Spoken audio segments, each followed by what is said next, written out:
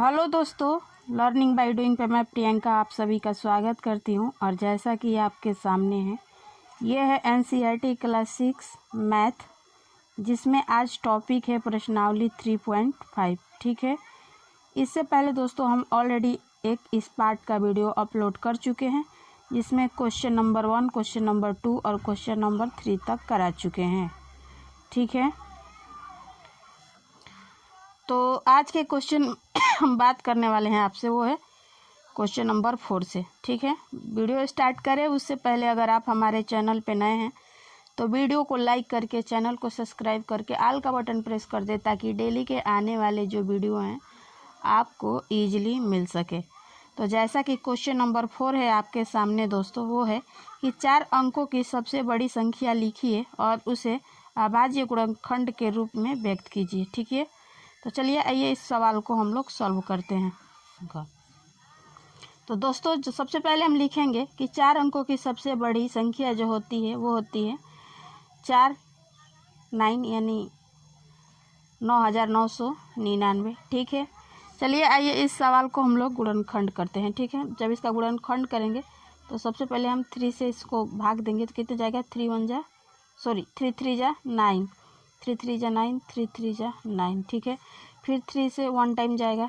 ठीक है, 3 1 जा 3, 3 1 जा 3, 3 1 जा 3, 3 1 जा 3। ठीक है, उसके बाद हम 11 से इसमें भाग देंगे तो जाएगा 11 1 जा 11 0, फिर 11 हो जाए और उसके बाद 1 से 1 टाइम जाएगा। ठीक है, तो ये दोस्तों ये रहा इसका गुणनखंड। कौन कौन सी डिजिट है, तो दोस्तों यहाँ से लेकर इस संख्या का गुणनखंड कहते हैं। तो हम लिखेंगे 3 गुणे 3 गुणे 11 और गुणे 101। ठीक है, तो इस सवाल का यही दोस्तों आपका आंसर हो गया। ठीक है, अगला क्वेश्चन है क्वेश्चन नंबर 5 में पूछा गया है कि 5 अंकों की सबसे छोटी संख्या लिखिए और उसे अभाज्य गुणनखंड के रूप में व्यक्त कीजिए। ठीक है, तो चलिए आइए इस सवाल को हम लोग बनाते हैं। तो दोस्तों 5 अंकों की सबसे छोटी संख्या जो होती है 1 होता है, उसके पीछे 4 0। ठीक है, अब जब हम इसका गुणनखंड करेंगे तो सबसे पहले हम किससे भाग देंगे, 2 से। तो 2 5 10, ठीक, 3 0 हो गया। फिर 2 से भाग देंगे, 2 दूनी के 4, 2 5 10। ठीक है, पीछे 2 0। फिर 2 से भाग देंगे, 2 एकम 2, 2 दूनी के 4, 2 5 10, फिर 0। ठीक है, फिर 2 से जाएगा एक बार, कितना, 2 6 12, 2 दूनी के 4 और 2 5 10। ठीक है, अब 2 से नहीं जाएगा। ठीक है, और ना ही 3 से जाएगा, तो किससे देखेंगे, तो 5 से इसमें भाग देंगे। तो 5 1 जा 5, 5 2 जा 10, 5 5 5 जा 25। ठीक है, अब फिर 5 से 5 2 जा 10 और 5 5 जा 25। ठीक है, फिर उसके बाद हम लोग फिर 5 से डिवाइड करेंगे, 5 5 जा 25, फिर 5 से 5 में 1 टाइम। ठीक है, तो ये इसका हो गया दोस्तों आपका गुणनखंड विधि के द्वारा ये जो है यहाँ से यहाँ तक आपका जो है डिजिट आया। ठीक है, तो इसी डिजिट को हम लोग क्या करेंगे, लिख देंगे। ठीक है, तो चलिए काउंट करते हैं। 1 2 3 4 टाइम 2 आया है, 1 2 3 4 टाइम 5 आया है। ठीक है, तो इसको लिखिए 2 गुणे 2 गुणे 2 गुणे 2। ठीक है, उसके बाद 5 गुणे 5 गुणे 5 और गुणे 5। ठीक है, तो इस सवाल का यही उत्तर हो गया। ठीक है, आई होप कि ये भी क्वेश्चन आपको बहुत अच्छे से समझ में आया होगा। ठीक है, अब हम बात करेंगे क्वेश्चन नंबर 6 पे बात करेंगे। दिया है कि 1729 के सभी अभाज्य गुणनखंड ज्ञात कीजिए और उन्हें आरोही क्रम में व्यक्त कीजिए। अब 2 क्रमागत अभाज्य गुणनखंड में यदि कोई संबंध है तो उसको भी लिखिए। ठीक है, चलिए आइए इस सवाल को भी हम लोग सॉल्व करते हैं।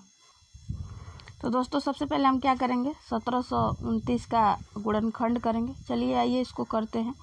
ठीक है, तो सबसे पहले हम इसमें किससे भाग देंगे, 2 से नहीं जाएगा, फिर 3 से भी नहीं जाएगा, 4 5 6 नहीं, चलिए 7 से देखते, 7 से चला जाएगा। ठीक है, 7 2 जा 40। ठीक है, 7 4 जा 28। ठीक है, और 7 7 जा 49। ठीक है, उसके बाद 13 से भाग देंगे। ठीक है, कितना टाइम जाएगा, तो 90। ठीक है, फिर 19 का 90 में 1 टाइम्स जाएगा। ठीक है, तो लिखेंगे इसका क्या आया गुणनखंड, तो 7 गुणे 13 गुणे 19। ठीक है, और दिए गए सवाल के मुताबिक दोस्तों इसमें पूछा है इसका आरोही क्रम। तो क्रम भी दोस्तों आपका आरोही ही है, ठीक है। पहली छोटी संख्या आता है आरोही क्रम में, फिर उससे बड़ी, फिर लास्ट में सबसे बड़ी संख्या। तो ये इसका तो क्रम हो गया, ठीक है। और आगे पूछा है आपसे कि दो क्रमागत अभाज्य गुणनखंड में यदि कोई संबंध है तो उसको भी लिखिए। तो सबसे पहले हम क्या करेंगे, 13 में से जब हम लोग 7 घटाएंगे तो कितना बचा आपका, तो वो बचा आपका 6, ठीक है। वैसे ही 19 में से 13 घटाएंगे तो कितना बचेगा 6, ठीक है। तो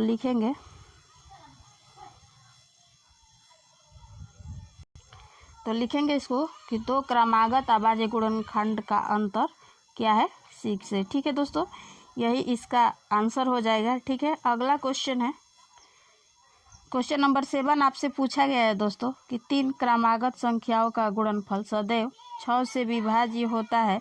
तो इस कथन को कुछ उदाहरण की सहायता से स्पष्ट कीजिए, ठीक है। तो चलिए आइए इस सवाल को भी बनाते हैं। सबसे पहले हम लिखेंगे दोस्तों 3 क्रमागत संख्याएं, पहले 2 ले लेंगे, फिर 3 ले लेंगे और फिर 4, ठीक है। जब हम इनका गुणा करेंगे तो 2 3 6 और 6 चौके 24, ठीक है।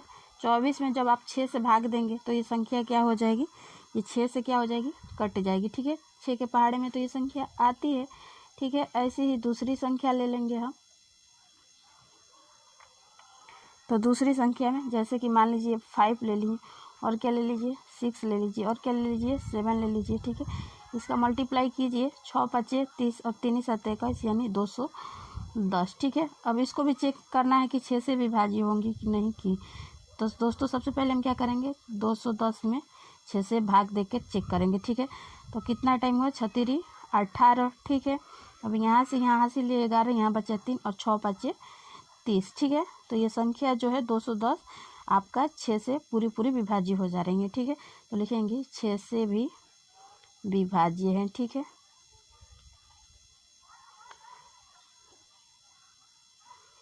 तो दोस्तों ये सवाल भी आपको बहुत अच्छे से समझ में आया होगा, ठीक है। अब अगला क्वेश्चन है, क्वेश्चन नंबर 8 है आपके सामने दोस्तों कि दो क्रमागत विषम संख्याओं का योग 4 से विभाज्य होता है। तो कुछ उदाहरण लेकर इस कथन को सत्यापन कीजिए, ठीक है। चलिए आइए इस सवाल को भी बनाते हैं, क्वेश्चन नंबर 8, ठीक है। तो दोस्तों जब इस सवाल को हम लोग बनाएंगे क्वेश्चन नंबर 8 को, तो कहा है कि दो क्रमागत विषम संख्या, ठीक है। तो कौन कौन सी वो संख्या हो जाएगी, पहले 1 ले लेंगे और फिर 3, इसको जोड़ेंगे तो कितना हो जाएगा 4, और 4 जो है दोस्तों आपका, तो दोस्तों 4 जो है आपका 4 से विभाज्य है, ठीक है। ऐसे ही एक और संख्या लेके हम लोग चेक करेंगे, ठीक है। विषम दो संख्या है, जैसे कि संख्या है आपका, मान लीजिए विषम संख्या में 5 हो गया और 7, ठीक है। जब दोनों को जोड़ेंगे तो कितना हो जाएगा 12, और 12 भी आप जो है 12 को भी आप जब 4 से भाग देंगे तो 4 के तो पहाड़ में आता है, 4 3 12, ठीक है। ये भी संख्या आपको पूरी कट जाएगी, यानी ये संख्या जो है 4 से विभाज्य है, ठीक है। तो क्वेश्चन नंबर 8 भी आपको बहुत अच्छे से समझ में आ गया होगा दोस्तों, ठीक है। अब अगला क्वेश्चन है, क्वेश्चन नंबर 9 है आपके सामने दोस्तों कि निम्न में से किस व्यंजन को में अभाज्य गुणनखंड किए गए हैं, ठीक है। जैसे कि ए दे दिया है 24 का फैक्टर, बी में दिया है 56 का फैक्टर, सी में दिया है 70 का फैक्टर और डी में दिया है 54 का फैक्टर, ठीक है। इसको चेक कर सत्यापन करना है कि दिया गया फैक्टर सही है या नहीं है, ठीक है, यानी सही है या गलत है, ठीक है। तो चलिए आइए इस सवाल को बनाते हैं।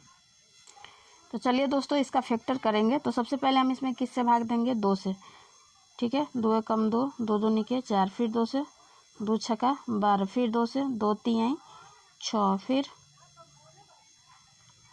3 से, 3 कम 3, ठीक है। तो 24 का फैक्टर क्या हो जाएगा, 2 गुणे 2 गुणे 2 गुणे 3, ठीक है। और ऐसे ही क्वेश्चन नंबर भी है, इसको भी फैक्टर इसका करना है, चलिए करते हैं। तो इसको पहले 2 से भाग देंगे, 2 दूनी के 4, 2 8 16, फिर 14 दूनी 28, ठीक है। फिर 2 से भाग देंगे, 2 7 14, ठीक है। फिर 7 से, 7 1 जा 7, तो इसका फैक्टर लिखेंगे हम लोग 1 गुणे 2 गुणे 2 गुणे 2 गुणे 7, ठीक है। ये इसका फैक्टर हो गया। ऐसे ही सवाल है अगला, तो वो है 70 का फैक्टर करेंगे। जब 70 का फैक्टर करेंगे तो सबसे पहले 2 से देखेंगे, 2 3 6 2 5 10, ठीक है। अब 5 से, 5 7 35, फिर हो गया 7 कम 7, ठीक है। तो दोस्तों इसका फैक्टर हुआ 1 गुणे 2 गुणे 5 गुणे 7, ठीक है। ये इसका फैक्टर आया। ऐसे 54 का चेक करेंगे तो 2 कम 2 दूनी के 4 और 2 7 14, ठीक है। अब 3 से जाएगा, 2 से तो नहीं जाएगा, 3 9 27, ठीक है। फिर 3 से, 3 कम 3, सॉरी 3 के 9, फिर 3 कम 3, ठीक है। तो इसका फैक्टर क्या आ जाएगा, तो हो जाएगा 1 गुणे 2 गुणे 3 गुणे 3 गुणे, ठीक है 3, ठीक है। तो ये इसका फैक्टर हो गया है। अब दिए गए सवाल के मुताबिक चेक करना है कि कौन सा कथन सत्य है और कौन सा कथन असत्य है, ठीक है। तो सबसे पहले एक का चेक करेंगे, तो दिया है 2 गुणे 2 गुणे 2 गुणे 3, ठीक है। और आपका क्वेश्चन में दिया है 2 गुणे 3 गुणे 4, तो इसका मतलब ये क्वेश्चन क्या है आपका, गलत है, ठीक है। और बी की बात करें तो ये बी का फैक्टर है 1 गुणे 7 गुणे 2 गुणे 2 गुणे 2, तो ये आपका सही है। और ऐसे ही सी का फैक्टर है 2 गुणे 5 गुणे 7, तो ये भी सही है, ठीक है। और डी का जो फैक्टर दिया है 2 गुणे 3 गुणे 9, नहीं दोस्तों 2 गुणे 3 गुणे 3 गुणे 3 होना चाहिए था, ठीक है। तो लिखेंगे हम आंसर में कि बी एंड सी फैक्टर जो है सही है, ठीक है। तो आई होप कि ये भी क्वेश्चन आपको अच्छे से समझ में आ गया होगा, ठीक है। अगला प्रश्न है आपके सामने दोस्तों, क्वेश्चन नंबर 10 आपसे पूछा गया है कि बिना भाग किए ज्ञात कीजिए कि क्या 25,110 संख्या 45 से विभाज्य है। और संकेत में कहा गया है कि 5 और 9 सह-अभाज्य संख्या है और दी हुई संख्या की 5 और 9 से विभाज्य का जांच कीजिए, ठीक है। यानी 5 और 9 से दिया हुआ संख्या आपका विभाज्य हो रहा है कि नहीं, ठीक है, इसको चेक करना है। तो चलिए आइए इस सवाल को भी हम लोग बनाते हैं। तो दोस्तों सबसे पहले संख्या जो है आपका 25,110 की बात करें तो इस संख्या के इकाई यूनिट पे क्या आया है, 0 आया है। और 5 की विभाज्यता के जब हम नियम पढ़ रहे थे तो उसमें दिया गया था कि संख्या जो है अगर 0 और 5 आती हैं तो 5 से विभाज्य हो जाती हैं, ठीक है। और 9 का विभाज्यता के हम नियम भी पढ़े थे कि संख्याओं को जोड़कर, तो जब संख्या को जोड़ोगे दोस्तों देखो 5 2 7 1 8 1 9, तो 9 हो जाएगा, ठीक है। तो 9 से 9 में आप भाग देंगे तो कितना टाइम जाएगा, 1 टाइम, ठीक है। तो ये संख्या क्या हो जाएगी, 0 हो जाएगी। यानी ये संख्या जो है आपका 5 और 9 दोनों से कटेंगी, ठीक है। अब इसमें एक और भी डिजिट दिया था 45, ठीक है। तो जब 45 का आप फैक्टर करेंगे तो 5 गुणे 9 होता है, ठीक है। 9 बचे 45 होता है। तो दिए गए संख्या में हमने चेक किया कि 5 जो है 5 से भी ये संख्या कटेगी और 9 से भी, ठीक है। तो लिखेंगे कि 5 और 9 से विभाज्य है, अतः यह संख्या 45 से भी विभाज्य होंगी, ठीक है। 45 से भी विभाज्य होगी, ठीक है। तो इस सवाल का यही आंसर है दोस्तों, ठीक है। लिखिए।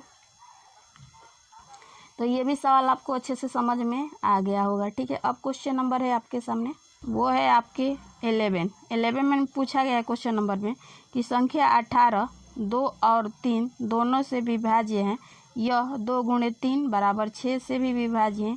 इसी प्रकार एक संख्या 4 और 6 दोनों से विभाज्य है। क्या हम कह सकते हैं कि वह संख्या 4 गुणे 6 24 से भी विभाज्य होगी? यदि नहीं है तो अपने उत्तर की पुष्टि के लिए एक उदाहरण दीजिए, ठीक है। तो चलिए दोस्तों आइए इस सवाल को भी हम लोग बनाते हैं। तो दोस्तों जैसा कि दिया है कि संख्या आपका मान लीजिए कौन सी संख्या थी, हाँ मान लेते हैं 12, ठीक है। जब 12 में हम 4 से भाग देंगे तो संख्या आपका क्या हो जाएगा, पूरी जो 4 से है भाग चला जाएगा, 4 आई 12, ठीक है। यहाँ पे बचा 0 यानी 4 से भी कट जा रहा है। ऐसी ही दूसरी संख्या हम लेंगे, एक तो 4 हो गया, दूसरी संख्या हम ले लेंगे 6, ठीक है। 6 से जब हम 12 में भाग देंगे तो 6 दूनी का 12, ठीक है। 2 बार में ये संख्या से पूरी कट जाएगी, ठीक है। अब इन दोनों का क्या करेंगे, मल्टीप्लाई करना है। तो जब मल्टीप्लाई करेंगे तो कितना हो जाएगा, तो 4 छक्का 24, ठीक है। तो 24 से कहा है कि किस में 12 में भाग देंगे तो क्या ये संख्या कटेगी, तो चलिए आइए इसको चेक करते हैं। तो दोस्तों जब 24 से आप 12 में भाग देंगे तो ये संख्या तो नहीं कटेगी, ठीक है। तो लिखेंगे कि भाज्य नहीं है, ठीक है। इस सवाल का यही उत्तर हो जाएगा, ठीक है। तो आई होप कि ये भी क्वेश्चन आपको अच्छे से समझ में आ गया होगा, ठीक है। अगला क्वेश्चन है, क्वेश्चन नंबर 12 है आपके सामने दोस्तों, कि मैं 4 भिन्न भिन्न अभाज्य गुणनखंडों वाली सबसे छोटी संख्या हूँ, क्या आप मुझे ज्ञात कर सकते हैं। चलिए आइए इस सवाल को भी हम लोग बनाएंगे। तो सबसे पहले हम लिखेंगे वो है अभाज्य संख्या। तो ये रही आपकी अभाज्य कुछ संख्याएं, ठीक है। अब इनका क्या करेंगे, हम लोग मल्टीप्लाई करेंगे, ठीक है। 2 गुणे 3 गुणे 5 गुणे 7, ठीक है। गुणा करेंगे कितना हो जाएगा, 2 3 6, 6 5 30 और 30 7 210, ठीक है। तो दोस्तों इसका जो है इस प्रश्न का यही उत्तर होगा। और इस तरह आपका जो है दोस्तों प्रश्नावली 3.5 एंड होता है, ठीक है। मुझे उम्मीद है कि सारे सवाल आपको अच्छे से समझ में आया होगा। अगर आप हमारे चैनल पे नए हैं तो वीडियो को लाइक करके चैनल को सब्सक्राइब करके ऑल का बटन प्रेस कर दें, ताकि डेली के आने वाले जो वीडियो है आपको मिल सके। और अपने फ्रेंड कॉलिंग पेयर ग्रुप में जिनसे जुड़े हुए हैं उनके यहाँ शेयर करें, ताकि अदर पर्सन को भी इस कंटेंट का प्रॉफिट मिल सके। तो फिर मिलेंगे नेक्स्ट वीडियो में नेक्स्ट टॉपिक के साथ। तब तक के लिए धन्यवाद। आपका दिन मंगलमय हो, ठीक है।